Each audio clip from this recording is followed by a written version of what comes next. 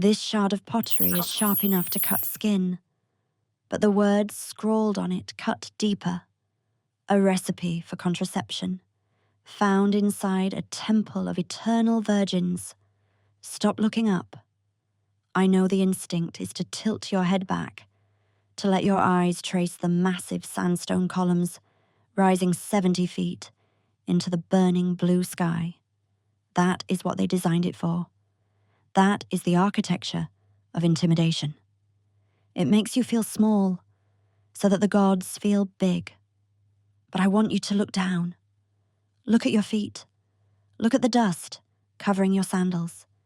It is the same dust that coated the lungs of the man standing exactly where you are standing now, 3,200 years ago. Breathe in. Can you taste it? The air here isn't empty. It is heavy. It has a texture. At first, your nose fills with the sweet, cloying scent of frankincense and myrrh, billowing out from the inner sanctum in thick blue clouds. It smells like holiness. It smells like wealth. But hold that breath. Let the expensive perfume settle, and you will catch the second scent hiding underneath it. It is a sour smell, sharp, organic. It is the smell of goose grease and curdled milk. It is the smell of the medical ward. It is the smell of a hospital trying to disguise itself as a cathedral. You are not a tourist today. You are not here to take photographs of the hieroglyphs or marvel at the symmetry of the pharaoh's statues. You are a father. And you are hungry. Feel the gnawing emptiness in your stomach. It has been a bad year. The Nile did not rise high enough. The black silt did not cover your fields. The barley withered on the stalk. But the temple's tax collectors still came. They always come. They have scribes who count every grain you grow, and now you have nothing left to give them. Nothing, except the small hand you are holding in yours. Squeeze that hand. Feel how small it is. She is 9 years old. Her palm is sweating. She is nervous because she has never been this close to the house of Amun before. To her, this place is a fairy tale. She sees the gold-capped obelisks piercing the sun and thinks of magic. She doesn't know why you are trembling. She thinks you are awestruck by the presence of the divine. She doesn't know you are trembling because you are calculating the exchange rate of her life against 3 sacks of grain. Listen to the sound of the place. Close your eyes and listen. Beneath the wind whistling through the pylons, there is a low, rhythmic vibration. It is the sound of 300 priests chanting in the inner chambers, a deep baritone drone that never stops, day or night. It presses against your chest like a physical weight. It is a sound designed to hypnotize, to enforce order, to remind you that the system is eternal and you are temporary. But if you listen closer, past the chanting, you can hear another sound, a scraping sound. Kerchk, kerchk, kerchk. It is the sound of a stone pestle grinding against a stone mortar. It is coming from the side building, the one the tour guides skip. It is rhythmic, mechanical, and cold. Someone is grinding acacia leaves. Someone is mixing honey with sodium carbonate. Someone is preparing a paste. Why would the holiest place on earth need a pharmacy that operates on an industrial scale? Why does the house of the god need so much medicine for physical trauma? The heat is rising from the stone floor, baking through the soles of your sandals. The sweat is trickling down your back. You are standing at the precipice of a decision that has already been made for you. The contract is rolled up in your other hand. Papyrus, brittle and dry. You can feel the texture of the fibers against your thumb. It is a legal document, a standard form. It has been used 1,000 times before you, by 1,000 other fathers who looked at the sky and prayed for rain that never came. You are walking towards the side gate now, the service entrance. This is not the path for the processions. This is the path for the deliveries. You are bringing a delivery. The shadow of the great wall falls over you, cutting off the sun. The air suddenly gets cooler, but the smell gets stronger. That sour milk smell, that smell of unwashed linens and old blood masked by heavy incense. You want to turn around. Every instinct in your body is screaming at you to pick her up, to run back to the starving village, to face the debt collectors and the prison and the whip, rather than this. But you don't run. You can't run. The system is too big, and you are too small. You tighten your grip on her hand. You step into the shadow. You are about to learn that the most terrifying things in history do not happen in the dark. They happen in the glorious golden light of tradition, with paperwork signed and witnessed in triplicate. The bronze latch falls. Clang. It echoes against the stone, a sound so final it feels like a bone breaking. You're on the outside now. The heat returns, the dust returns. But the hand you were holding is gone. Look at your own palm. It is empty. No, that's not true. It is holding weight, the weight of 3 sacks of barley. That is the exchange rate. A life for a season of bread. You turn to walk back to your village, and you tell yourself the lie that keeps you sane. You tell yourself she is one of the chosen. You tell yourself she is safe in the arms of the god. But deep down, beneath the hunger and the fear, you know the truth. You didn't give her to a god. You gave her to a landlord who wears a mask. The sun is gone. It didn't set. It was simply walled out. As the heavy cedar doors boom shut behind you, the blinding white light of the Egyptian afternoon is instantly replaced by a gloom so thick it feels like liquid. Your eyes struggle to adjust. The heat of the desert vanishes, replaced by a damp, stagnant chill that seeps up through the limestone floor slabs and settles into your bones. You are inside now. You are in the belly of the beast.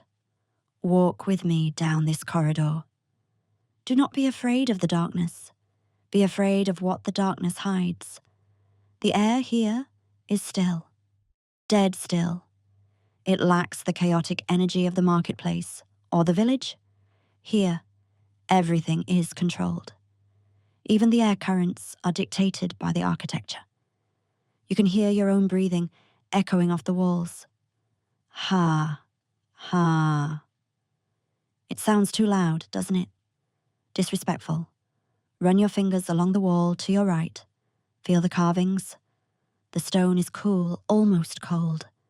Your fingertips trace the sunken relief of a pharaoh smiting his enemies. You feel the deep groove of a mace, the sharp edge of a severed head held by the hair. These walls don't tell stories of mercy. They tell stories of absolute power. They tell stories of order imposed through violence. And as you walk deeper, the corridor narrows. The ceiling drops lower. You are being funneled, guided, compressed. You arrive at a small chamber. It is lit only by the flickering orange glow of an oil lamp placed in a niche. The smell here is different. The frankincense is gone. The sour milk smell is faint. Overwhelming, it is the smell of wet hair and copper. In the center of the room, there is a stool. Simple, wooden, worn smooth by the thighs of thousands of girls before this one. Imagine you are her. Sit on that stool. Feel the wood hard against you. You are trembling, but you are told to be still. A priest enters. He is not wearing the gold mask yet. He is wearing the simple white linen of a Wab priest, a pure one. He holds a bowl of water and a tool. Look at the tool. It is a razor, cast from solid bronze, the handle curved like the neck of an ibis, the blade honed to a terrifying sharpness on sandstone. It glinted in the lamplight, a cold, metallic eye watching you. He wets your hair.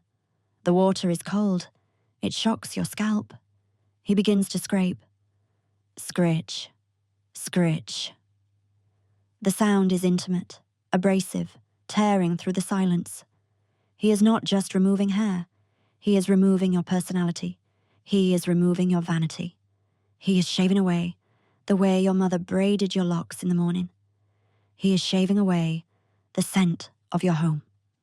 Tuft by black tuft, your identity falls to the stone floor, to be swept away and burned. He tells you, this is for purity. He tells you that lice are an abomination to Amun, that hair traps impurity, that you must be as smooth as an alabaster statue to enter the presence of the god. It sounds logical. It sounds hygienic. It sounds holy. But as the bronze blade scrapes against your skin, leaving it raw and exposed, you feel something else. You feel naked, not just physically, but existentially. Without your hair, you look like every other girl in the room. You are becoming a blank slate, a canvas waiting for them to paint their desires upon. Stand up. The hair is gone. Now the clothes, the rough, homespun tunic your mother wove for you. Take it off. Fold it. Hand it over. You will never see it again. In its place, you are given a sheath of sheer, white linen. It is incredibly fine, almost transparent. It is expensive fabric, far more valuable than anything your family has ever owned. But when you put it on, you realize it doesn't cover you. It frames you. It is not designed for modesty. It is designed for display. It clings to the body, highlighting the form beneath. You are given a new name. Your old name, the one your father whispered to you when you were sick, the one your village knew you by. Leave it on the floor with the hair. It is dead. From this moment, you are Mutemwaya. Mut is in the boat, or Tent Amun, she who belongs to Amun. You are defined only by your relationship to the owner of this house. Walk further now, deeper, past the shaving room, into the quarters of the Hanurutitu. You see other women there, dozens of them. Some are young, like you. Some are older, their eyes dull and flat like polished stones. They are practicing music. The sistrum, a rattle made of bronze and wire, shakes in a hypnotic rhythm. Ch-ch-chi, ch-ch-chi. It sounds like a snake hissing. They are singing a hymn to the virility of the bull, to the power of the ram. The melody is beautiful, haunting, echoing through the stone chambers. But look at their faces. They do not look like women lost in religious ecstasy. They look like soldiers following orders. They look like workers on an assembly line. They notice your shorn head, your sheer dress, your terrified eyes. They do not smile. They do not welcome you. They simply shift their gaze back to their instruments. They know what comes next. They know that the purity you just received is the purity of a dinner plate being washed before a meal. And they know who is coming to eat. History has a very specific way of polishing the rough edges off of tyranny until it shines like gold. It takes the ugly, jagged reality of human suffering and smooths it down into a narrative that is safe to print in textbooks and display in glass cases. If you walk through the halls of the Luxor Museum today, or stand in the cool, air-conditioned galleries of the Louvre, you will see the statues of these women. They are carved from black granite, polished to a mirror sheen. They stand tall, shoulders square, chins lifted. They wear the vulture crown, the symbol of the goddess Mut. They hold the flail of authority. The placards beneath them read, God's wife of Amun, or divine adoratress. The guidebooks tell you a beautiful story. They tell you that these were the most powerful women in Egypt. They tell you that they were the spiritual equals of the pharaoh. They tell you that they controlled vast estates, commanded armies of scribes, and performed rituals vital to the preservation of the universe. It sounds empowering, doesn't it? It sounds like a feminist paradise in the ancient world. We look at those statues, and we project our own desires for dignity and strength onto them. We see queens, we see priestesses, we see agency. But stone is the greatest liar of all. Stone is propaganda that has survived the erosion of time. If you want the truth, you do not look at the statues the kings commissioned for themselves. You look at the trash they left behind. You look at the receipts. I want you to mentally transport yourself from the dusty ruins of Thebes to the quiet, sterile archive room of the Brooklyn Museum in New York City. Lying flat under protective glass, kept at a constant temperature of 68 degrees, is a document that destroys the myth of the benevolent temple. It is called the Wilbour Papyrus. It is not a religious text. It contains no hymns, no prayers, no mythology. It is something far more revealing. It is a tax assessment. It is a ledger. It is an Excel spreadsheet painted on plant fibers from the year 1150 BC. Look closely at the surface of this document. It is over 10 meters long, a sprawling scroll of bureaucratic obsession. It is covered in columns of red and black ink, written in the quick, jagged hand of professional accountants. It lists land, it lists grain, it lists cattle, and most importantly, it lists people. This document reveals that the Temple of Amun was not merely a church. It was a corporation. It was a conglomerate that would make modern monopolies look modest. According to these columns of fading ink, the temple controlled over 400,000 head of cattle. It owned 83 transport ships. It employed 81,000 people. It possessed nearly 700,000 acres of the most fertile arable land in the Nile Valley. Think about what those numbers mean. In an agrarian society, land is life. If you control the land, you control the food. If you control the food, you own the people. The priests of Amun were not just holy men interceding with the divine. They were landlords.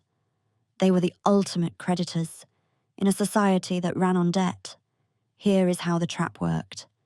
It is hidden in the margins of the ledger.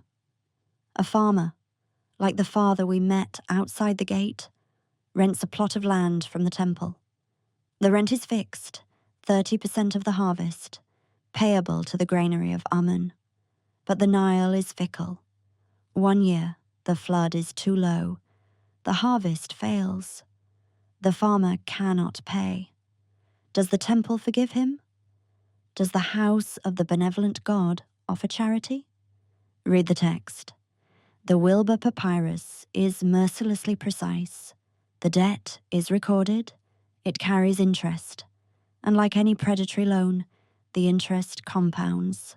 By the third year, the farmer owes more grain than his fields could produce in a decade. He is bankrupt. But in ancient Egypt, there is no bankruptcy court. There is only the law of property. And when you run out of grain, you pay with the only other assets you have. You pay with your labor, or you pay with your children. This is the engine that fed the harem of Amun. It was not a collection of pious volunteers. It was a repository for human collateral. Those thousands of musical troops and servants of the god were not there because of a spiritual calling. They were there because of a foreclosure. The granite statues lie to us because they show the 1% who rose to the top. The royal daughters who were installed as figureheads to put a pretty face on the extraction. But for every statue of a divine adoratress standing in a museum, there are 1,000 names listed in the bureaucratic script of the Wilbour Papyrus. Names without faces, names without statues, names attached to quotas of grain and cloth. We call it corvée labor. We call it temple service. We use these academic terms to sanitize the reality. But let's call it what it is. It was a company town where the company was God, and if you couldn't pay the rent, the company took your daughter. The system was perfect, because it was circular. The priests used the god's name to collect the land. They used the land to indebt the people. They used the debt to acquire the girls. And they used the girls to service the god, ensuring the cycle continued. So, when you look at that papyrus, with its neat rows of accounting, do not see it as a boring administrative text. See it as a weapon. Those red and black numbers are not just calculations of wheat and barley. They are calculations of human lives. They are the mathematical formula for slavery, disguised as divine will. The ink is dry now, faded to a rusty brown, but if you wet it, it would run red. Language is the first accomplice of history. Before you can enslave a population, you must first enslave the dictionary.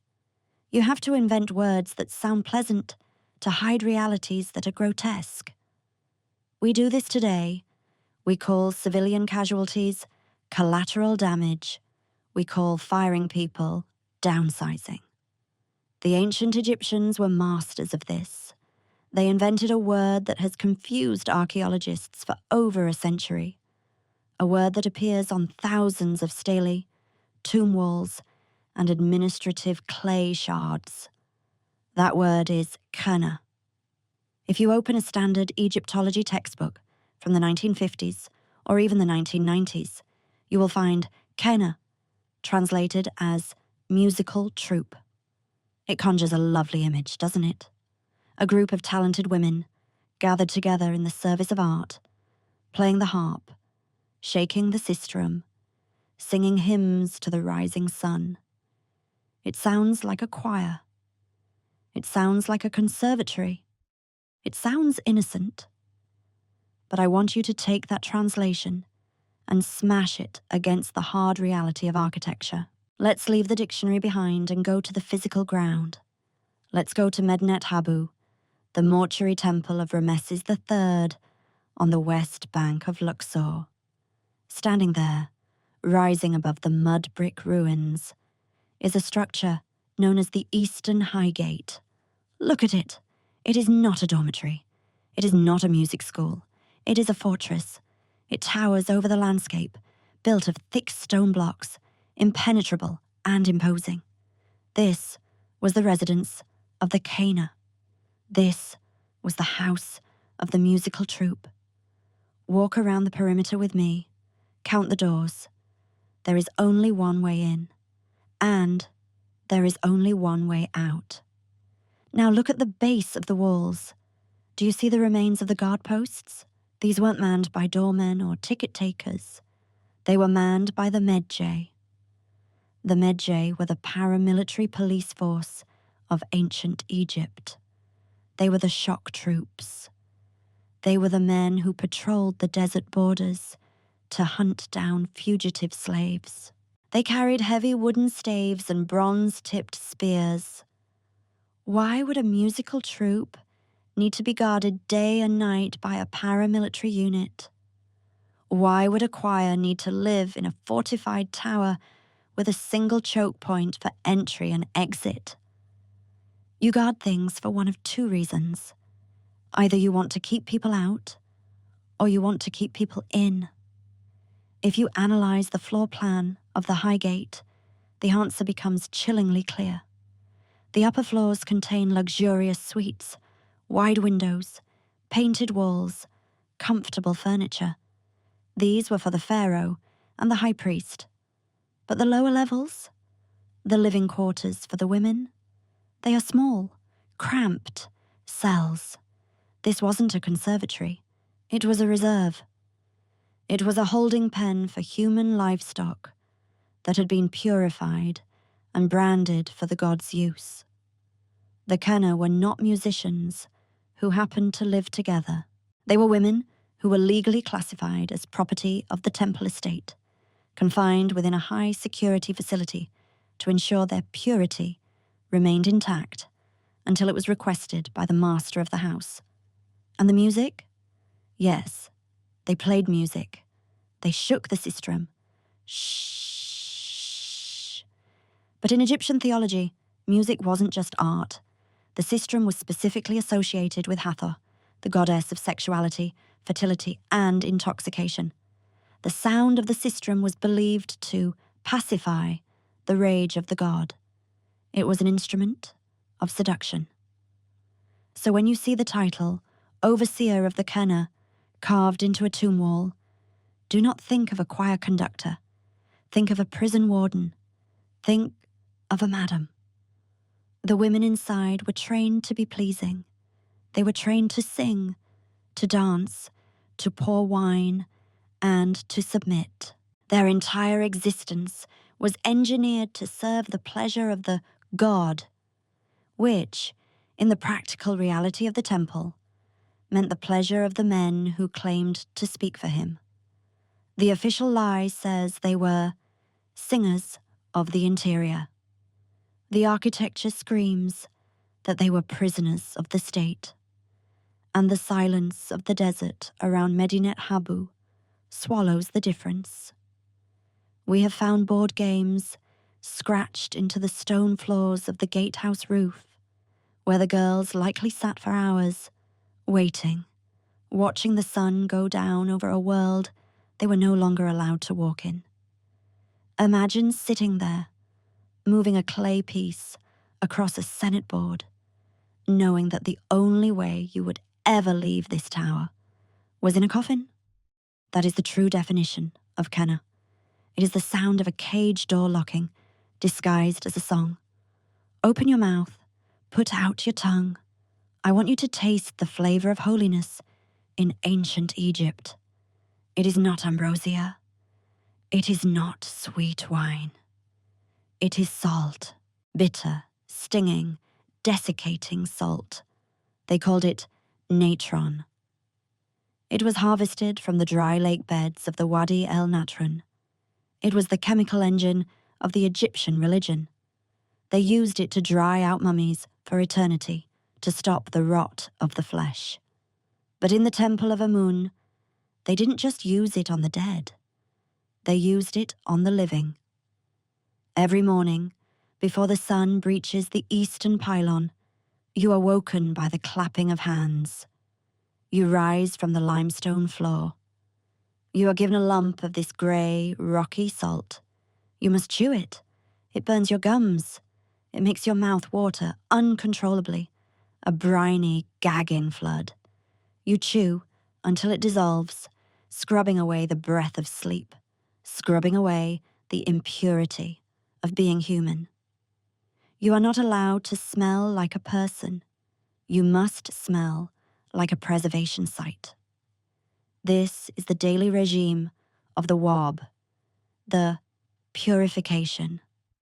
It is a word that sounds gentle, like washing your face, but in the hands of the priesthood, purification was a form of aggression. It was a war waged against the natural biology of the female body. You are led to the washing pools. The water is cold, drawn from the sacred lake.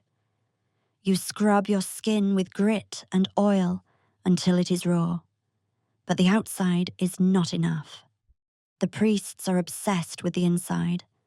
They believe that impurity hides in the cavities of the body, in the fluids, in the gut. And so the medical papyri describe the regimens the purgatives, the enemas, the emetics to induce vomiting. Imagine a 12-year-old girl subjected to this daily biological exorcism. You are taught that your natural state, your hunger, your digestion, your cycle, is an insult to the god. You are taught that to be worthy of the service that awaits you, you must be empty. You must be a hollow vessel. This constant, invasive monitoring creates a specific psychological state. Modern psychology calls it learned helplessness, combined with body dysmorphia. You stop seeing your body as your own. It becomes a piece of equipment that is constantly failing inspection. You become terrified of your own biology. You start to believe the lie that you are dirty, and they are the only ones who can make you clean. And who are they? Who are the inspectors? Meet the Lasoni, the High Steward. He is not a doctor. He is an administrator. He walks the lines of women during the morning inspection. He holds a reed stylus and a clay tablet. He is not checking for health. He is checking for defects. He looks at you the way a cattle rancher looks at a prize heifer. He checks the teeth. He checks the skin for blemishes. He checks the hips. If you are pure, if you meet the standard, you receive a mark next to your new name in the ledger. You are fed. You are safe for another day. But if you are impure, if you are sick, if you have a rash, if you are bleeding, you are isolated. Not in a hospital, but in a purification tent. We have found these lists, the rosters of the harem. They are chilling because of their banality. They list women alongside linen shipments and oil jars. Item, 5 sacks of natron. Item, 3 jars of unguent. Item, 12 female servants, grade A. Do you feel the objectification settling in? It's not sudden, it's gradual. It's the drip, drip, drip of daily procedure. You stop being a person who has a body, and you become a body that occupies space in a warehouse. You forget the feeling of the sun on your face because you are kept in the shade to keep your skin pale. You forget the sound of your father's voice because the only male voice you hear is giving commands. And in this state of total dependency, of physical and mental erasure, they introduce the instruction. You are taught to sing. You are taught to dance. But not just any dance. You are taught the acrobatic backbends depicted on the ostraca found in the workers' village. You are taught to contort your body into shapes that defy the spine, shapes that are pleasing to the eye of the beholder. You are taught that your purpose is to make the heart of the god swell. That is the euphemism. It is poetic. It is theological. But you are smart. You have seen the older girls come back from the inner sanctum. You have seen the look in their eyes. You know that swelling the heart is not what happens in that room. Hold this lump of natron in your hand. Feel its rough edges. It is salt. It preserves dead things. And in a way, that is exactly what it is doing to you. It is preserving the shell of a girl, while the spirit inside slowly withers away from thirst.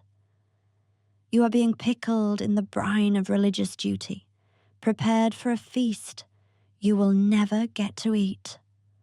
I want you to look at a simple wooden stick. It is about 52 centimeters long. It is made of aged cedar, polished by the sweat of many hands. It is divided into 7 palms, and each palm is divided into 4 fingers. This is the royal cubit. It is the standard unit of measurement in ancient Egypt. It is the tool they used to ensure that the Great Pyramid was perfectly aligned. It is the tool they used to ensure that the columns of Karnak were perfectly straight, and it is the tool they use to measure you. Once a month, the inspection of the flesh takes place. You stand in a line, naked, shivering in the drafty corridor. The scribe of the house approaches. He does not look you in the eye. He looks at your waist. He looks at your hips. He raises the wooden cubit and presses it cold against your skin. He measures the width of your shoulders. He measures the length of your stride. They are obsessed with Ma'at, the cosmic order, the perfect balance. In architecture, this means symmetry. In human beings, it means standardization. You are not allowed to be too thin. That suggests the temple is not feeding you well. You are not allowed to be too soft. That suggests you are lazy. You must be perfect. You must fit the dimensions of the statues. You must be a living replica of the ideal woman carved in stone. The scribe calls out numbers. A clerk behind him writes them down on a potsherd. 7 palms, 3 fingers.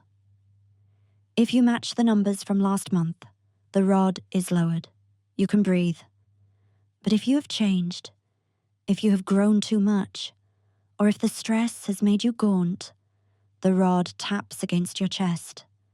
A different mark is made. Do you know what happens to the imperfections? Do you know what happens to the girls who fail the measurement? They disappear. They are not killed. That would be a waste of property. They are reassigned. You hear whispers in the dormitory at night. The girl who slept on the mat next to you, the one with the crooked teeth, or the one who developed a limp. She was taken away yesterday. They say she was sent to the weaving workshops in the Delta.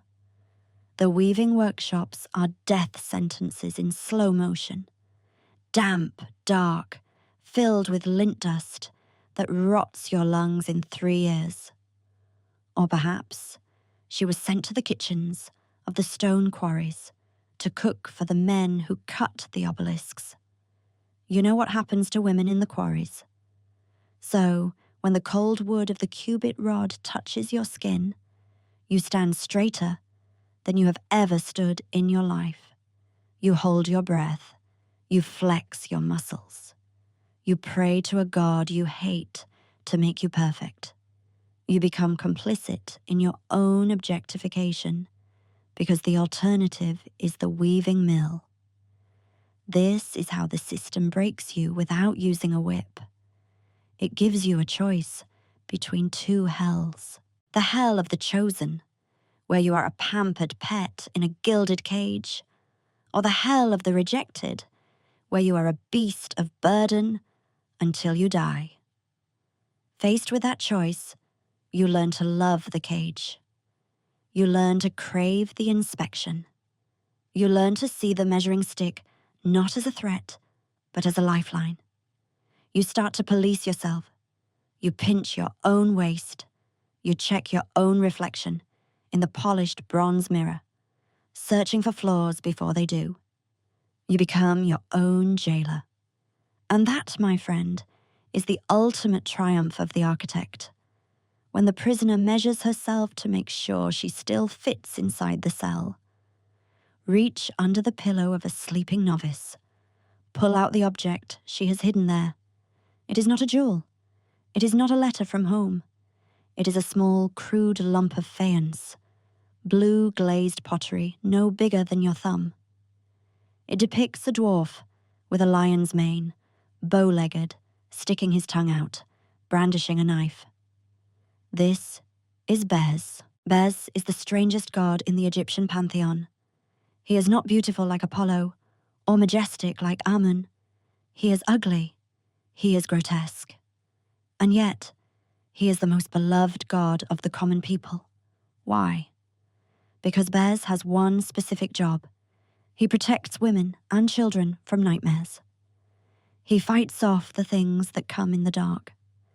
Ask yourself a question that cracks the foundation of this entire holy facade. If the Temple of Amun is the safest, most sacred place on earth, protected by the King of Gods himself, why did archaeologists find hundreds of these bears' amulets scattered in the living quarters of the musical troops? Why would a girl sleeping in the house of God need protection from nightmares?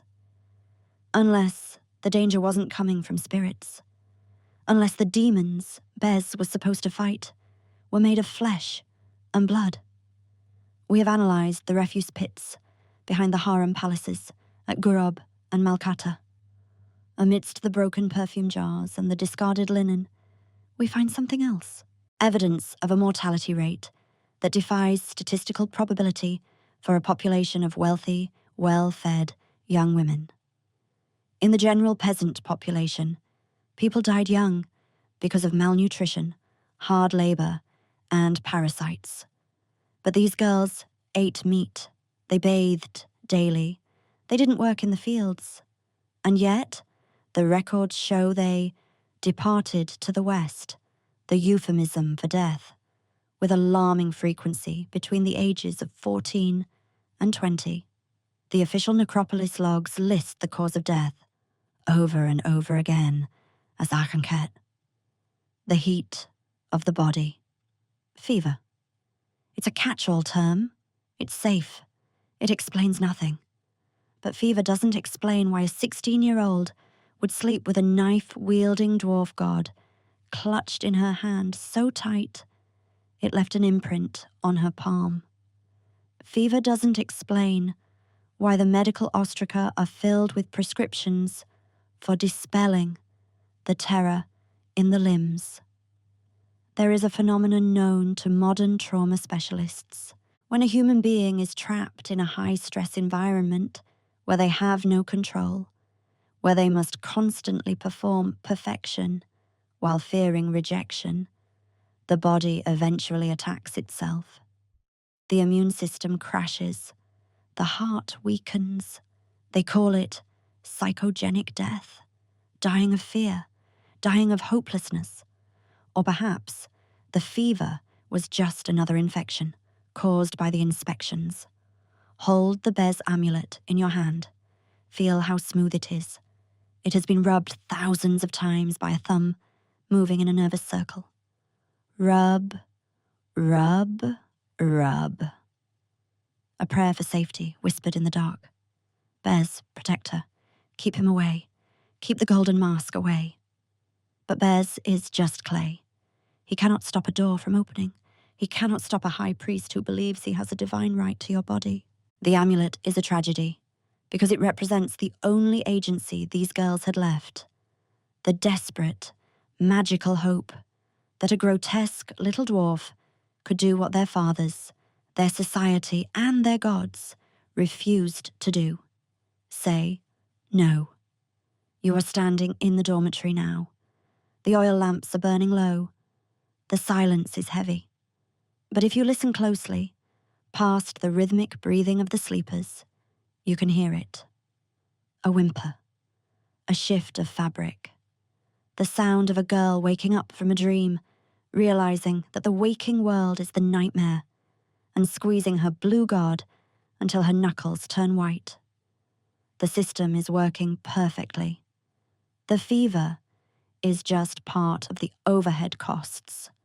And tomorrow, the measuring rod will come out again. The sun has set.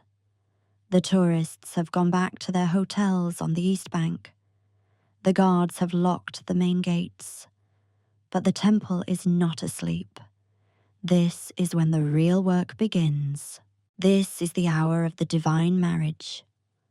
I want you to forget everything you think you know about Egyptian religion. Forget the hymns, forget the mythology. Strip it down to the mechanics. The central dogma of the Temple of Amun is this.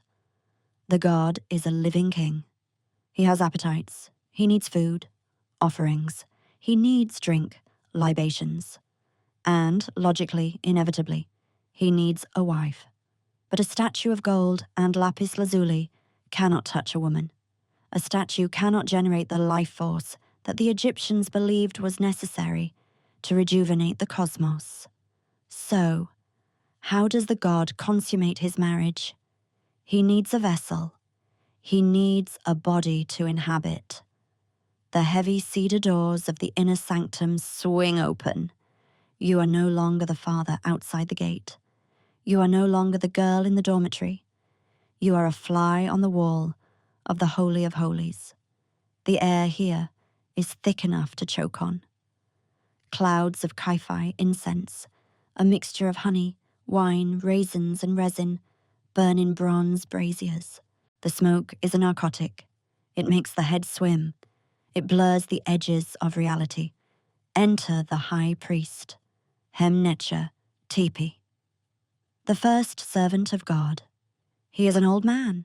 His skin is loose. His hands are spotted with age. In the daylight, he is a bureaucrat, a politician who dines with the vizier. But tonight, he is transforming. He is being dressed by the lower priests. They place the leopard skin cloak over his shoulders, the symbol of predatory power. And then, the final piece, the mask. It is not the papier-mâché mask of a carnival. It is heavy. Electrum, a natural alloy of gold and silver. It is fashioned in the likeness of Amun's avatar, the ram. Curved horns, blank, staring eyes, a frozen, golden snout. When he places it over his head, the man disappears. His voice changes. It echoes inside the metal. He is no longer a 60-year-old man with joint pain. He is the god. And the theology is strict. When the mask is on, his actions are not his own. They are the actions of Amun. If he strikes you, it is the god striking you. If he touches you, it is the god blessing you. Now, bring in the wife. She is brought from the Khener. She is 14. She has been bathed, shaved, oiled, and scented until she smells like a flower garden. Not a human being. She is wearing the sheer linen sheath. She is wearing the heavy gold wig that strains her neck. She is terrified, but she has been trained. She knows the liturgy. She knows she must recite the formula. I am thy vessel, O Amun, fill me with thy ka. She walks into the room. The smoke stings her eyes. She sees the golden ram standing in the shadows. She knows it is the high priest. She knows his name. She likely knows his sons. But she must suspend that knowledge. To acknowledge the man under the mask is heresy. It is death. She must believe, or pretend to believe, that she is about to be touched by the creator of the universe. This is the twist. This is the secret heart of the system. We call it religion, but look at it with the cold, clinical eyes of a forensic psychologist. What is happening here? An adult male in a position of absolute authority is using a costume and a mythological narrative to coerce a minor into sexual contact. If this happened today, in a basement in Ohio, we would call it by its legal name: grooming, pedophilia, rape. But because it happens in a sandstone chamber, surrounded by hieroglyphs, accompanied by chanting, and sanctioned by the state, we call it the sacred marriage. We put it in a textbook. We discuss the symbolism of fertility. We intellectualize the abuse until it becomes culture. Watch her kneel before the golden mask. Watch her trembling hands offer the cup of wine. She is not a participant. She is a prop that breathes. The ritual requires union to recharge the batteries of the universe. That is the justification. The cosmos will fall into chaos if the god is not satisfied. Her violation is framed as a heroic sacrifice for the good of the world. It is holy, the priests chant. It is necessary, the scribes write. It hurts, the girl thinks, but she does not say it, because Mut does not hear her. Mut is a statue in the courtyard. The only ears in this room belong to the men who designed the ritual, and they are not listening for a no. The most terrifying aspect of the ritual is not the violence. It is the tenderness. If he were rough, if he struck you, if he acted like a monster, your mind could categorize him as an enemy. You could hate him. You could scream. But the script does not allow for monsters. It only allows for gods, and gods are benevolent. He moves with slow, deliberate grace. The heavy gold mask does not allow for sudden movements. He speaks in whispers, reciting verses from the pyramid texts. He calls you little one. He calls you beloved of Amun. He pours the oil from an alabaster jar onto his hands. Smell the oil. It is moringa oil, infused with blue lotus. It is slippery, warm, and sickeningly sweet. It is the lubricant of the sacred machine. He applies it to your shoulders, your arms, your chest. He tells you that he is anointing you, turning your flesh into something imperishable. He frames every touch as a gift. He frames every invasion as a blessing. This is psychological dismantling at its finest. He is rewriting your reality in real time. As his hands, those old, spotted hands now slick with holy oil, move across your skin, he is telling you that you should be grateful. He says, open yourself to the mystery. He says, receiving the God is the highest honor.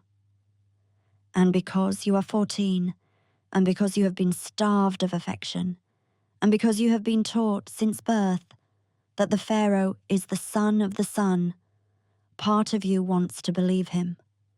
Part of you wants to believe that this pressure, this intrusion, this pain is actually magic. You dissociate. That is the brain's emergency exit. You stop being the girl on the floor. You float up to the ceiling. You hover near the painted stars on the indigo roof slabs. You look down at the scene below. You see the golden ram. You see the small, trembling white figure. You watch it happen, like a silent play. You feel the cold stone against your back, but it feels far away, like it is happening to someone else. There is no screaming. Screaming would be impure. Screaming would break the ma'at.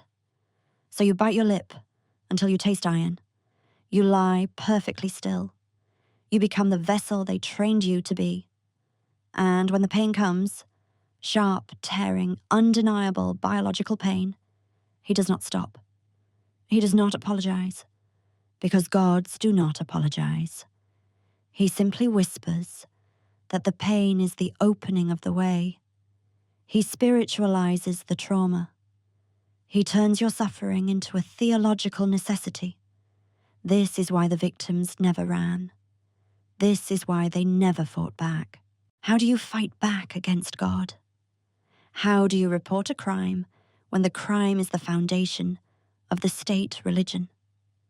The chains that held these girls down were not made of iron. They were made of words. They were made of the story that said their bodies were not their own, but raw materials for the maintenance of the universe. The ritual ends. The energy has been transferred. The cosmos is safe for another month. The high priest stands up. He is breathing heavily inside the mask. The illusion flickers for a second. You hear the wheeze of an old man. But he straightens his back. He wipes his hands on a linen cloth. He does not look at you. He looks at the statue of Amun. He nods, as if concluding a business deal. You are left lying on the floor in the pool of spilled oil and silence. You are no longer beloved. You are used equipment. You are a chalice that has been drained and set aside. The door opens. The light from the corridor cuts into the darkness. The Medjay guards are waiting to escort you back to the fortress. Pick up the linen cloth he used to wipe his hands. It is stained. That stain is the only proof of what happened. It is the forensic evidence of the crime. But in 1200 BC, there is no DNA testing. There is no rape kit. There is only the shame that washes over you as you realize that the divine presence was just a man who used your fear to buy his pleasure. You wrap the cloth around yourself, shivering despite the heat, and you walk back to the cage, wondering why the god didn't feel like glory. He felt like weight. He felt like nothing. The morning sun hits the limestone cliffs of the Theban massif, turning them a burning shade of orange. It is a beautiful sight, the kind that makes poets weep. But inside the high walls of the Khener, the mood is not poetic. It is clinical. You are back in the dormitory. You survived the night. But survival has a cost. You are sitting on the edge of your mat, staring at your hands. They are trembling.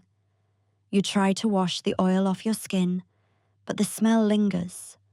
It has seeped into your pores. It is the smell of a secret that is too big to keep, but too dangerous to tell. Pick up the manat. It is a heavy necklace, composed of hundreds of strands of turquoise and faience beads, gathered at the back by a bronze counterweight. It is not jewelry. It is a ritual instrument. When you shake it, the beads crash against each other with a sound like falling rain. Clack, hiss, clack, hiss. It is the sound of Hathor, the goddess of joy. Put it around your neck. Feel the cold weight of the bronze counterpoise pressing against your spine, right between your shoulder blades. It is heavy. It pulls your head back. It forces you to look up.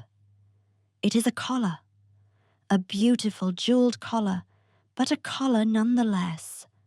You look around the room at your sisters, the other girls. They are braiding each other's hair. They are tuning their lutes. They are applying kohl to their eyes.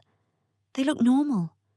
They look like the happy, musical troupe the paintings depict. But look closer.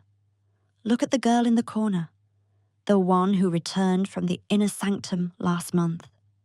She is not singing. She is staring at the wall, rocking back and forth, clutching her stomach. There is a ghost in the room. It is the ghost of the biological reality that the theology tries to ignore. The priests say you were visited by a god. They say the union was spiritual, but your body knows the truth. Your body knows that gods do not have physical mass. Gods do not leave bruises on the inner thighs. Gods do not cause tearing of the soft tissues. Men do. And here lies the dangerous paradox that threatens to bring the whole temple crashing down. If the high priest is truly the avatar of Amun, then any child born from this union should be a demigod. It should be celebrated. It should be pharaoh. But in the real world, a pregnant 12-year-old temple servant is a liability. She is damaged goods. She cannot dance. She cannot perform the backbends. She is evidence that the spirit was actually flesh. Evidence that the holy mystery was actually a crime. So, what does the Temple of Amun, this corporation, this bank, this landlord, do with its broken assets? What does it do when the vessel starts to show the consequences of the blessing? It calls the doctors not to heal, to erase. The twist of this story is not that the priests were abusive. Power always abuses. The twist is that the medical profession, the men of science, the healers, were the janitors. They were the ones who came in with their potions and their tools to scrub the floor clean after the god had left. They were the ones who ensured that the virginity of the troupe could be technically restored. Or at least, that the impurities of pregnancy could be quietly flushed away into the Nile. You stand up, the minat beads rattle against your chest. You are summoned to the infirmary, not because you are sick, but because you are late. Your cycle hasn't come. The overseer noticed. The ledger has a blank space next to your name, and in the Temple of Amun, blank spaces must be filled. You walk down the corridor towards the smell of boiling acacia and sour milk. You are about to meet the true guardians of the temple's secrets. They don't wear gold masks. They wear linen aprons stained with brown fluids. And they don't hold scepters. They hold hooks. The theology ends here. The biology begins. And biology is messy. This is the smoking gun. I want you to put on a pair of latex gloves. We are going to handle something extremely fragile and extremely damning. We are travelling to University College London, to the Petrie Museum of Egyptian Archaeology. We are looking for a document, catalogued as the Kahun Gynecological Papyrus. It is tattered. It is brown. It looks like a dead leaf. It dates back to 1800 BC, making it the oldest known medical text in human history, dedicated to women. When archaeologists first translated it, they expected to find wisdom. They expected to find cures for natural ailments. Instead, they found a maintenance manual for sexual slaves.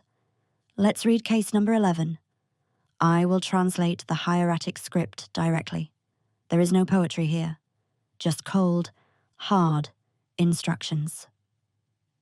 Instruction for a woman who suffers in her walking, in the opening of her vulva.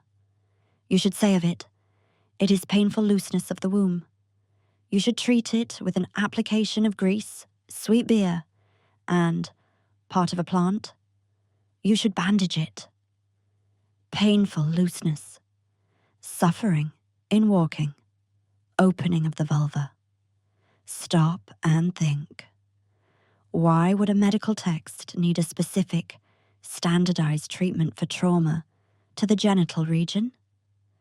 In a normal population, such injuries are rare accidents, but here they are listed as Case 11, a routine diagnosis, a common occurrence. This is not a disease. This is an injury caused by blunt force. This is what happens when a child's body is forced to accommodate an adult male. The text is describing the aftermath of the divine marriage we just witnessed. The priests broke them, and the doctors patched them up. Not out of compassion, but to get them back on the roster. Bandage it, the text says. Fix the equipment. But it gets worse. Move your eyes down the papyrus. Look at the section on contraception. If the purpose of the harem was truly to provide wives for the god to produce divine offspring, contraception would be blasphemy. It would be blocking the will of Amun. Yet the Kahun papyrus is obsessed with preventing birth. Here is the recipe found on Ostrakon, derived from this medical tradition. To cause a woman to cease to conceive for 1 year, 2 years, or 3 years. Acacia leaves, carob, dates, grind with honey, soak a lint pessary, place in her flesh. And the most infamous one, crocodile dung, mix with fermented paste. Chemically, this works. Crocodile dung is alkaline. It acts as a spermicide. Acacia leaves contain gum arabic, which produces lactic acid, also a spermicide. These men understood the chemistry of reproduction perfectly, but asked the forensic question, why? Why are the holy virgins of the temple using industrial-grade contraception? Because the god was visiting too often. Because the god was leaving too many traces. Because the temple was running a business, and pregnancy is bad for business. A pregnant dancer gets fat. A pregnant dancer gets sick. A pregnant dancer cannot perform. And worst of all, a baby screams. A baby demands a father. A baby is a loose end. This papyrus is not a healthcare document. It is a damage control strategy. It proves that the sexual activity in the temple was not ritualistic symbolism. It was frequent, physical, and reproductive insemination. It proves that the purity of the god's wife was a lie maintained by pharmacists. The ink on this papyrus is black, but it should be red. It records the systematic medicalization of rape. It shows us that the doctors of Thebes stood by the bedside of bleeding girls and, instead of asking, "Who did this to you?" they simply asked, "Where does it hurt?" and applied the grease.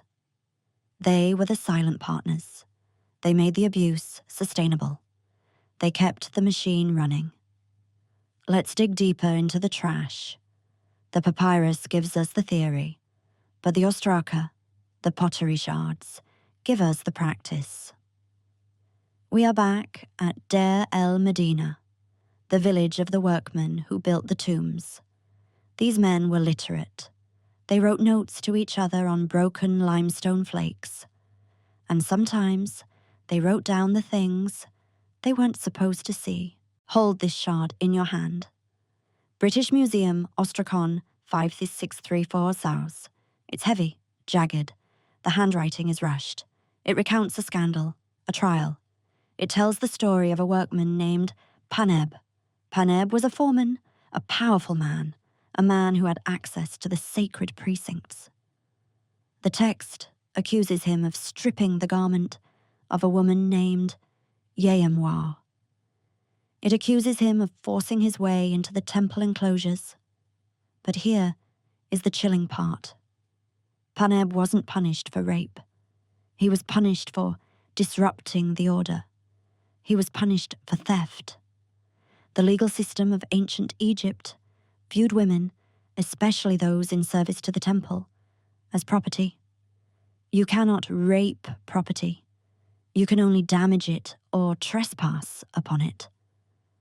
The crime wasn't the violation of the woman's body. The crime was that Paneb hadn't paid the rental fee. He hadn't worn the mask. He hadn't followed the protocol. This ostrakon proves that the women of the temple were viewed as a commodity that could be stolen. They were kept in a vault, the High Gate, inventoried in a ledger, the Wilbour Papyrus, and maintained by technicians, the doctors. And like any commodity, they had an expiration date. What happened when a girl became too old? When she was 25? When the looseness of the womb described in the papyrus became permanent? When the fever took the shine out of her eyes? She was retired. But there is no pension plan for the Andratishi. Retirement meant eviction. We have found lists of discharged servants. They were sent back to their villages or sold to lower-ranking nobles. Imagine the shame. You return to your father's house, not as the glorious god's wife, but as a used woman, barren from years of crocodile dung pessaries, traumatized by nights of gold masks. You are unmarriageable. You are broken. And the village knows, everyone knows, but no one says a word. Because to speak against the temple is to speak against Ma'at. To criticize the priests is to invite chaos. So the silence swallows you. This shard of pottery is a testament to that silence. Paneb was a villain, yes, but he was just a freelancer. The real villain was the institution that created the market for Paneb's crimes. The temple didn't protect Yeyemwa from men like Paneb. It just wanted to make sure it got the exclusive rights to exploit her first. Turn the shard over. It's blank on the back. Just rough, unpolished stone. That is the history of these women. One side is written with the crimes of men. The other side, their story, their feelings, is left blank, unwritten, unheard. I want you to hold a small bronze instrument in your hand. It is about 6 inches long, slender, with a flat, spatulate end. It looks like a tool for mixing paint. It is cool to the touch, green with patina. We found dozens of these in the ruins of the temple workshops. This is an applicator. It wasn't used for art. It was used for concealment. We have discussed the crime. Now we must discuss the cover-up. The genius of the Egyptian temple system was not just in how it exploited these girls, but in how it erased the evidence of that exploitation. Violence leaves marks, bruises turn purple, tears bleed, infection kills. If the gods' wives were walking around with visible injuries or dying of sepsis, the illusion of their divinity would shatter. The public would see them as victims, not vessels. So, the priests called in the chemists. Let's analyze the prescription again, specifically the ingredients listed in the Wilbour Papyrus and the Kahun texts for treating female trauma.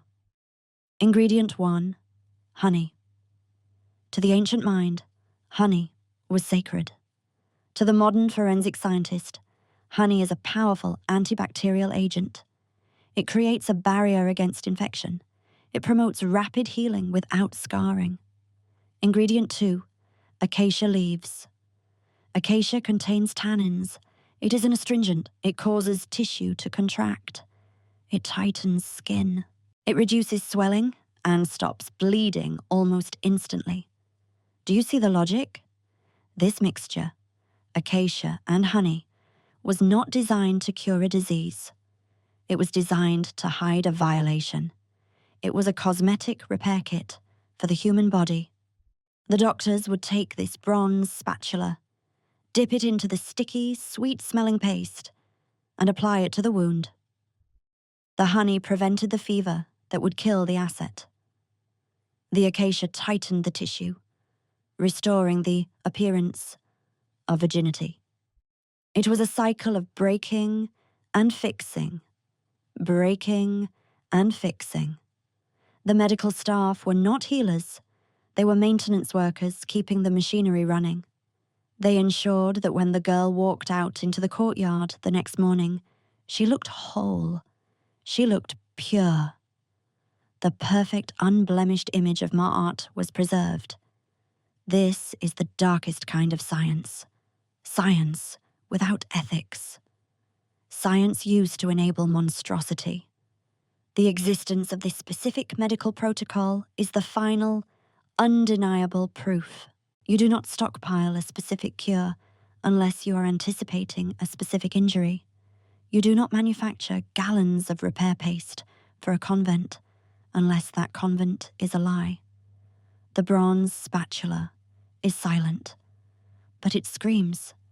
It tells us that the abuse was so routine, so expected, so industrialized, that they had developed a standard operating procedure to deal with it. They had turned the trauma of a child into a solvable engineering problem, and they solved it with honey. The reed pen lifts from the papyrus. Scritch. It leaves a tiny dot of black ink at the end of your name. That dot is the period at the end of her childhood. The scribe does not look up. He sprinkles fine sand over the wet ink to dry it, then blows the sand away. Feet. The sound is dismissive. It is the sound of a transaction being finalized. He rolls up the scroll, ties it with a piece of twine, and slots it into a wooden pigeonhole behind him. Just like that, your daughter is filed away. She is no longer a member of your family. She is an asset of the estate. Turn around. The payment is waiting. 3 sacks of barley. They sit there in the dust, slumped against the limestone wall like sleeping drunkards. They are made of rough, scratchy burlap. They smell of dry earth and harvest. This is the price. This is the exchange rate for a human life in the New Kingdom. 3 sacks. Enough to make bread for 6 months. Enough to brew beer for the festivals. Enough to keep your other children, the sons, the ones you kept, from starving. Walk over to them. I want you to feel the weight of this decision. Not metaphorically, physically. Grab the corner of the first sack. Heave it up onto your shoulder. Grunt. It is heavy. It digs into your collarbone. The rough fibers chafe against your neck. The dust puffs out and coats your throat, making you cough. It feels real. It feels solid. It feels like survival. And that is the horror of it. You are not a monster. You are not selling her for gold to buy wine. You are selling her for calories. You are trading her future for the family's present. You are doing the math that poverty forces every parent to do, the cruel arithmetic of subtraction. To save the many, you must sacrifice the one. But look at her. She is standing by the tall, shadow-draped legs of the priest. She is holding a small bundle, her tunic, a wooden comb, a doll made of rags. She is not crying. She is too confused to cry. She is looking at you with eyes that are wide and trusting. She is waiting for you to tell her that this is a mistake. She is waiting for you to pick up her hand instead of the grain. Drop the sack. Just for a second. Kneel down in front of her. You have to say goodbye. But what can you say? Can you tell her the truth? Can you tell her, I am giving you to these men because I cannot feed you? Can you tell her, you will be used and broken and discarded, but at least your brothers will eat? No, you are a father. You cannot leave her with that darkness. So you do what the temple does. You cover the horror with a beautiful lie. You brush the hair back from her forehead, the hair they will shave off in an hour. You smile, though your lips are trembling. You say, you are special, little one. You are going to live in a palace. You are going to serve the King of Gods. You will wear gold. You will eat meat every day. You are the lucky one. The lucky one. She nods. She believes you. Because you are her father. Because you are her God. She stands up straighter. She tries to be brave for you. She clutches her rag doll tighter. I will make you proud, Papa, she whispers. That whisper hits you harder than a whip. It rips through your chest. It stays with you. It will stay with you when you are walking home. It will stay with you when you are grinding that barley into flour. It will stay with you every time you break a piece of bread for the rest of your life. You will taste her in the crust. You will swallow her with every bite. You are eating your daughter. The priest places a hand on her shoulder. It is a claim. Come, he says. His voice is not unkind. It is indifferent. He steers her away from you, towards the dark rectangle of the open gate. Pick up the sack. Pick it up. You have to. The deal is done. You hoist the grain back onto your shoulder. The weight is crushing now. You turn your back. You have to turn your back. If you watch her walk into the dark, you will drop the grain and run to her, and then everyone will starve. So you look at the road, you look at the dust, you look at the heat shimmering in the distance. You take the first step away, then the second.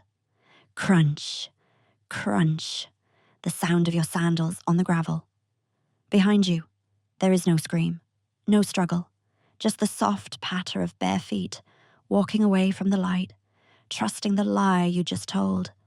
The silence is not empty. It is full of everything you didn't say. The sound of a door closing is usually a small thing. A click, a latch.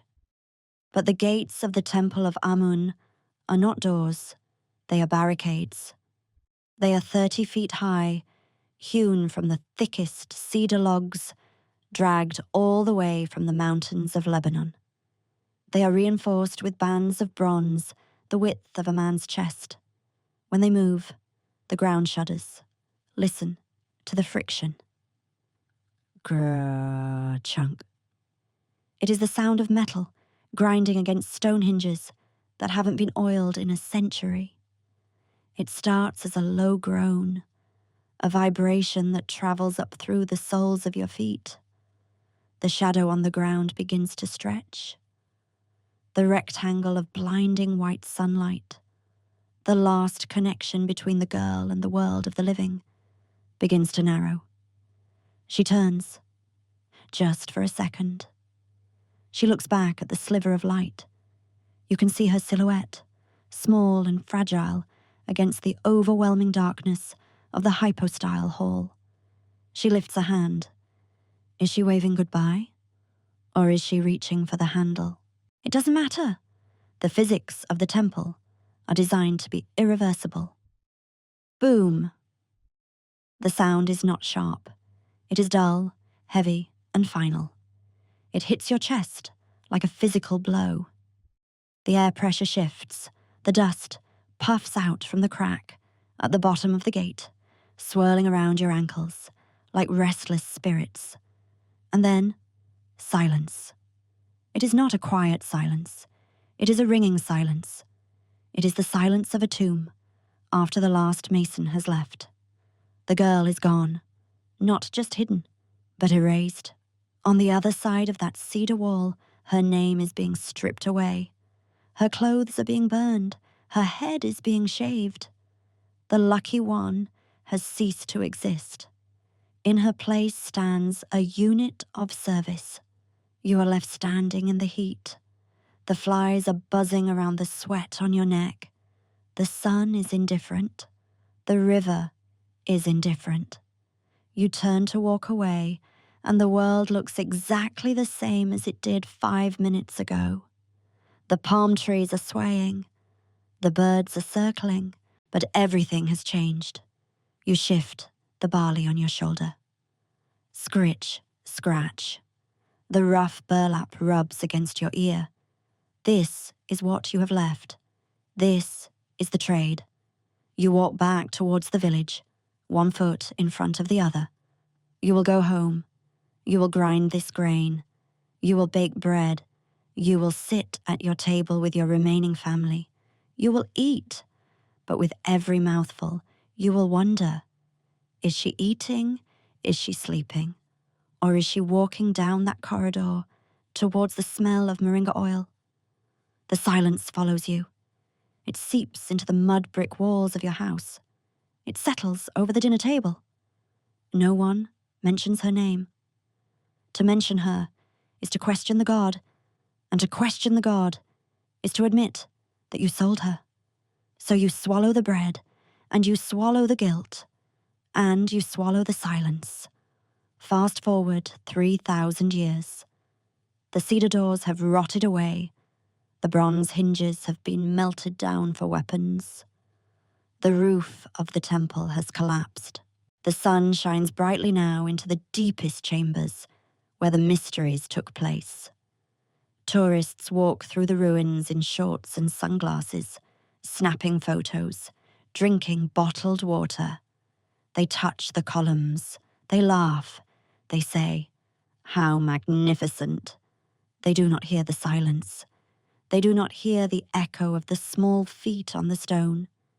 They do not hear the scraping of the razor. They do not hear the rattle of the menat necklace. They only see the grandeur. They see the legacy of civilization. But you know better now. You have held the ostrakon. You have smelled the sour milk. You have felt the weight of the barley sacks. You know that this silence is not peace. It is a cover-up. It is the thick, suffocating layer of dust that history spreads over its crimes to make them look like monuments. Stand in the center of the Karnak temple. Close your eyes. Ignore the tour guide reciting dates and dynasties. Listen to the wind, whistling through the cracks in the masonry. That is not the wind. That is the sound of thousands of girls, locked in a jar for 3 millennia, waiting for someone to break the seal, waiting for someone to acknowledge that they were not priestesses, they were payment, and the receipt is still written in the DNA of the world we built on top of them. Reach into your pocket, pull out your passport, look at it. It is a small booklet, bound in synthetic leather, embossed with gold foil. It feels official. It feels safe. It is the modern equivalent of the cartouche, a seal of protection that guarantees your identity and your freedom of movement. You believe that because you hold this booklet, you are a citizen. You are a person with rights. But what happens when I take it from you? What happens if I lock this booklet in a safe in a back office in Dubai or Bangkok or London and tell you that you can have it back after you have worked off the cost of your plane ticket? Suddenly, the gold foil doesn't mean freedom. It means ownership. We look back at the Temple of Amun with horror. We judge the Egyptians for their barbarism. We say, how could they sell their children for grain? How could they institutionalize rape and call it holy? We distance ourselves. We comfort ourselves with the idea of progress. We tell ourselves that we have electricity and human rights and the internet, and that the dark days of the Khener are behind us. We are lying. The Temple of Amun has not been destroyed. It has been renovated. It has been franchised. It has simply changed its architectural style. It traded limestone columns for glass skyscrapers. It traded the ram mask for a tailored suit.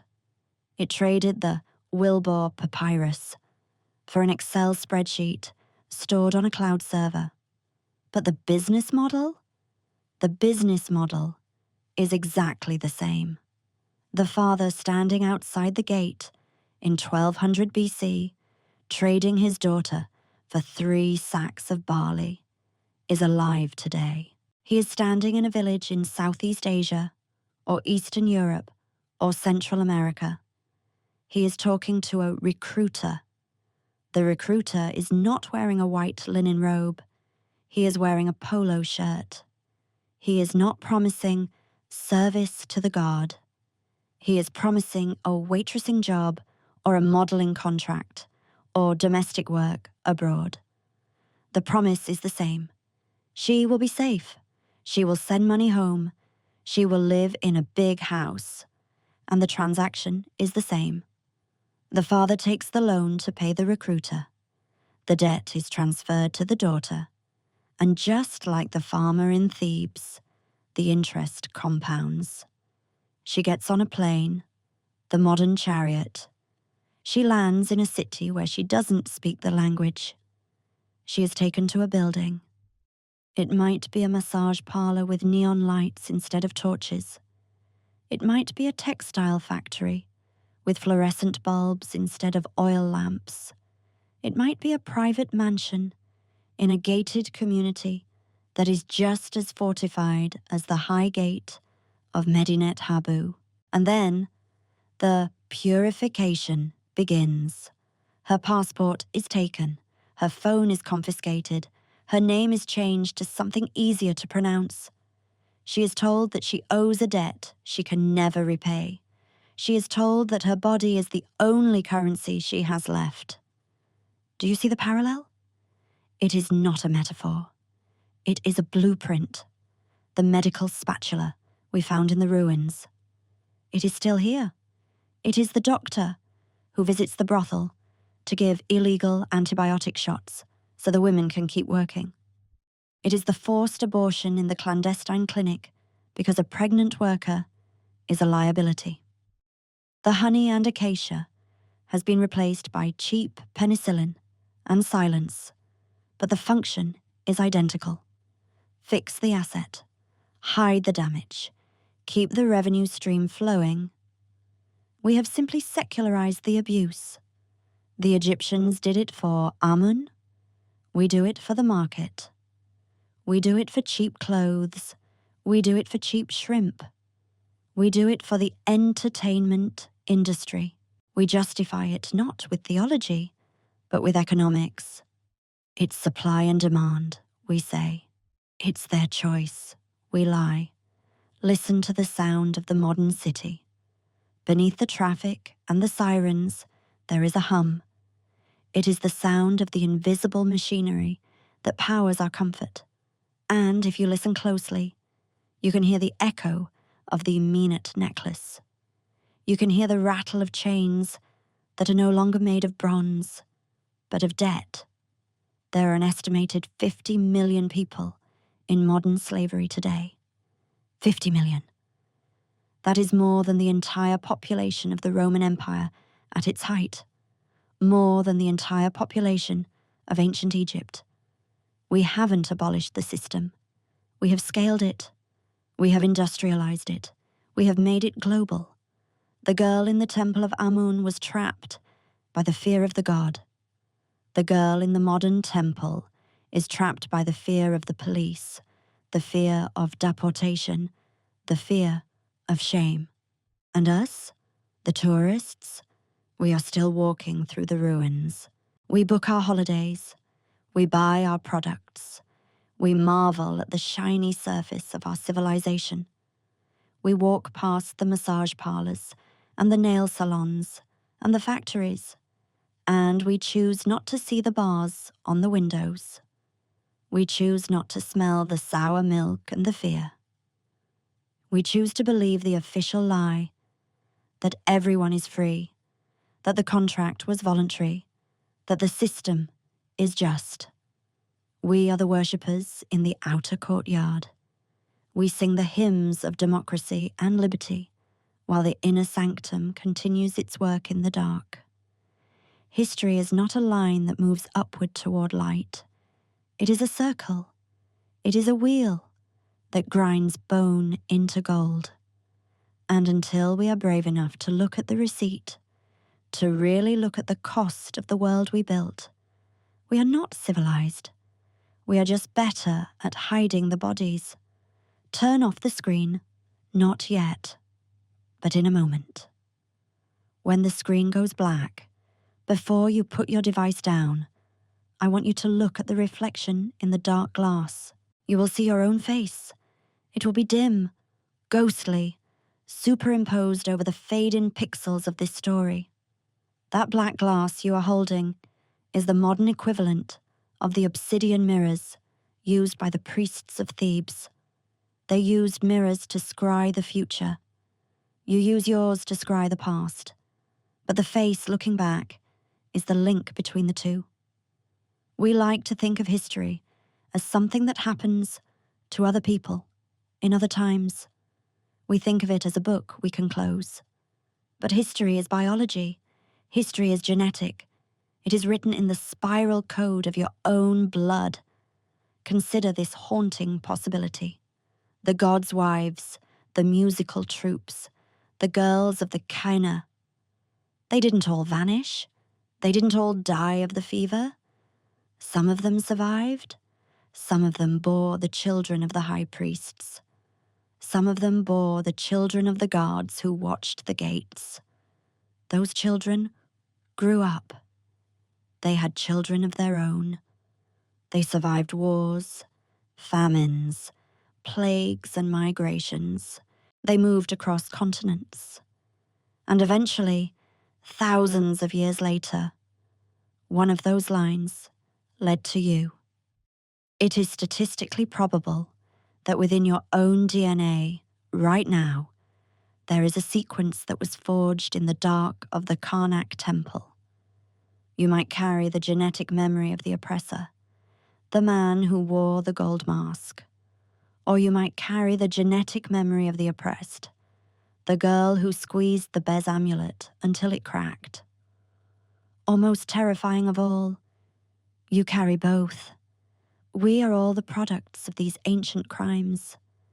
Civilization was built on the backs of the silent, and we are the heirs of that civilization. We inherited the architecture. We inherited the mathematics. We inherited the medicine. And we inherited the trauma. Why do you think you felt a chill when I described the sound of the cedar doors closing? Why did your stomach turn when I described the smell of the moringa oil? It wasn't just empathy. It was recognition. It was a vibration in your bones that remembers the sound of the lock. The jar has been opened. That is what we have done here today. We have taken the seal off the vessel. We have let the foul air of the past escape into your room. You cannot put it back. You cannot unknow what you know about the origins of the sacred. You will go back to your life. You will go to work. You will pay your bills. You will sign contracts. But you will see the patterns now. You will see the high gates in your own city. You will see the ledger in your own bank account.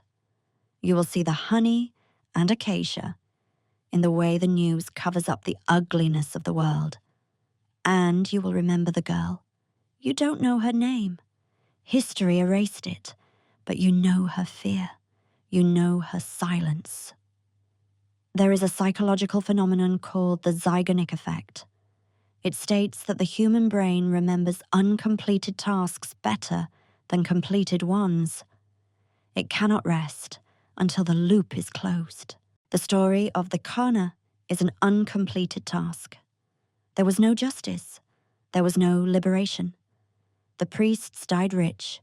The girls died quiet. The systems survived. The loop is still open. And that is why this story will stay with you tonight. It will follow you into sleep. It will be there when you wake up. Because the task of witnessing, the task of saying, I see you, has fallen to you. You are the witness they never had. You are the mutt who finally hears them. So, look at the black glass. Look at your reflection. You are the only monument they have left. The stone forgets. The papyrus rots. The gold is melted down. Only the blood remembers. Don't close your eyes yet. Listen to the silence in your room. It is heavy, isn't it? That is the weight of 3,000 years pressing down. That is the sound of the dust settling. Be careful where you step. The past is not dead. It is not even past. It is waiting for you to sign the next contract. Mutt does not hear us, but you do. End of transmission.